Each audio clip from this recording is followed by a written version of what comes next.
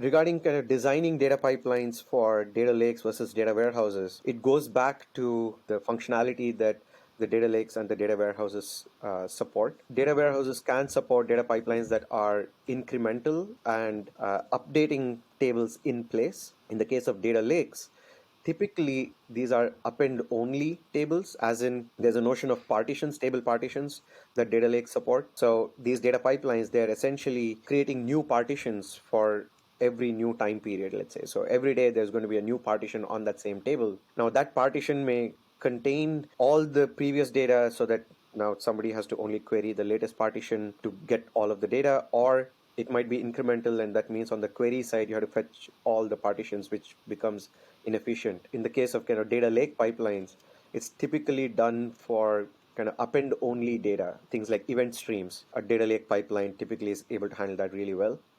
But once it comes to trying to update tables, where you're taking like a bunch of changes and then applying those changes to a table that might exist, trying to update rows, in those cases, there is a little bit more heavy lifting that needs to happen. It's still possible in the data lake, but it is a little bit more of a heavy lift and maybe not as performant.